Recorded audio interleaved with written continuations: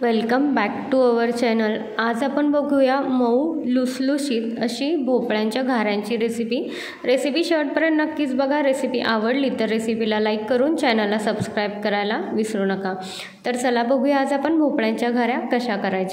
भोपळा आहे तो कट करून घेऊया। इथं अखंड भोपळा मिळालेला आहे, त्यामुळे त्याच्या आहेत त्या फोडी कट करून घ्यायच्या। जर बाजारात फोडी मिळाल्या कट केलेल्या तर त्या घरी आणून त्यातल्या बिया आहेत त्या बाजूला काढून ठेवायच्या आणि स्वच्छ धुवून घ्यायच्या। किसायला सोप्या पडतील ह्या पद्धतीनं ह्या फोडी आहेत त्या कट करून घेतलेल्या आहेत, स्वच्छ धुवून घेतलेल्या आहेत आणि बिया बाजूला काढून घेतलेल्या आहेत। ह्याचा आता आपल्याला किस करून घ्यायचा आहे। भोपळ्याचा किस आहे तो तयार झालेला आहे आणि हा अंदाजे एक भांडं झालेला आहे। मापासाठी तुम्ही कुठलंही भांडं वापरू शकता। आता कढई आहे ती गरम करून घ्यायची आणि 2 पोहे खातो ते चमचे तूप ॲड करायचं। तूप गरम झालं की भोपळ्याचा किस आहे त्या तुपामध्ये छान परतून घ्यायचा 1 ते 2 मिनटामध्ये। कोरडा करायचा नाही आहे हा किस, फक्त 1-2 मिनटं फक्त तुपामध्ये परतून घ्यायचं। आणि ज्या भांड्यानं आपण भोपळ्याचा किस मोजला होता त्याच भांड्यानं अर्ध भांडं गूळ वापरायचं आहे। म्हणजे 1 भांडं किस आहे तर अर्ध भांडं गूळ वापरायचं आहे। आणि गूळ आहे तो छान मिक्स करून घ्यायचा। चिमूटभर मीठ ॲड करायचं आणि जे गुळाचं पाणी सुटेल त्याच्यामध्ये भोपळ्याचा किस आहे तो छान शिजवून घ्यायचा। आता शिजवताना पाणी आटवायचं नाही आहे आपल्याला, ह्याच्यामध्ये ओलसर असा हे मिश्रण आपल्याला ठेवायचं आहे। आता हे शिजून छान तयार झालेलं आहे आणि थोडंसं ओलसर राहिलेलं आहे। भोपळ्याचा किस गुळामध्ये शिजवताना गॅसची फ्लेम आहे ती मीडियम ठेवायची आणि मीडियम फ्लेमवरच हे मिश्रण आहे ते छान शिजवून घ्यायचं।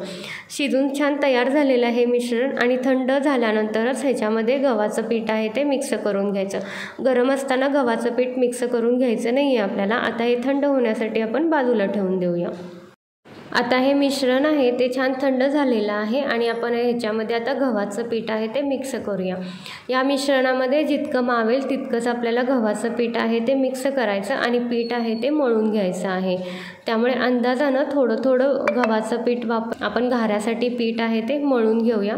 हाताला थोडंसं तेल लावून घ्यायचं म्हणजे हाताला हे सगळं चिटकणार नाही, जे मिश्रण आहे ते आणि पीठ आहे ते।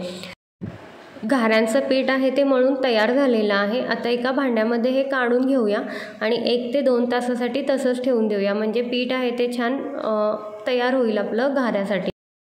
1 ते 2 तास झाल्यानंतर आपण घाऱ्या आहेत त्या बनवायला सुरुवात करूया। आता घाऱ्या बनवताना घाऱ्या थापूनसुद्धा बनवतात किंवा लाटूनसुद्धा बनवतात। मला ज्या पद्धतीने सोप्या वाटतात त्या पद्धतीनं तुम्ही घाऱ्या आहेत त्या बनवू शकता। आणि घाऱ्यावरती लावण्यासाठी तुमच्या आवडीनुसार तुम्ही तिळाचा किंवा खसखसचा वापर करू शकता। इथं आता खसखसचा वापर केलेला आहे घाऱ्यांवर लावण्यासाठी। त्या घाऱ्या आहेत त्या लाटून आणि थापून तयार करून घेऊयात तळण्यासाठी। कढईमध्ये तेल आहे ते गरम करून घेतलेलं आहे। तेल गरम झाल्यानंतर गॅसची फ्लेम आहे ती मीडियम ठेवायची आणि मीडियम फ्लेमवर घाऱ्या आहेत त्या दोन्ही बाजूनं छान अशा खरपूस तळून घ्यायच्या। घाऱ्या जेव्हा थापतो आपण त्यावेळी आपण तेलाचा वापर करायचा थापताना, आणि घाऱ्या जेव्हा आपण लाटतो त्यावेळी आपण तांदळाच्या पिठाचा वापर करायचा, म्हणजे पळपोटाला चिटकणार नाही लाटताना। आता घाऱ्याचं जेव्हा आपण सारण बनवतो त्यावेळी गुळाचं जे आपण मिश्रण तयार करतो ते जास्त कोरडं करायचं नाही, नाहीतर घाऱ्या त्या कडक होतात। ओलसर ठेवायचं थोडंसं ते मिश्रण आणि त्याच्यानंतर त्याच्यामध्ये मावेल तेवढंच आपल्याला गव्हाचं पीठ मिक्स करायचं आहे। घाऱ्याचं पीठ मळतानाच त्याच्यामध्ये अर्धा चमचा सुंठ पावडर, 1 चमचा वेलदोड्याची पावडर आणि थोडंसं जायफळ किसून घालायचं, म्हणजे घाऱ्यांना आहे ती छान अशी चव येते। आता इथं सगळ्या घाऱ्या आहेत त्या तळून तयार करून घेतलेल्या आहेत आणि छान मऊ लुसलुशीत अशा घाऱ्या आपल्या तयार झाल्या। रेसिपी कशी वाटली हे कमेंट्स करून नक्कीच सांगा। रेसिपी आवडली असेल तर रेसिपीला लाईक करून चॅनलला सबस्क्राईब करायला विसरू नका। Thank you for watching.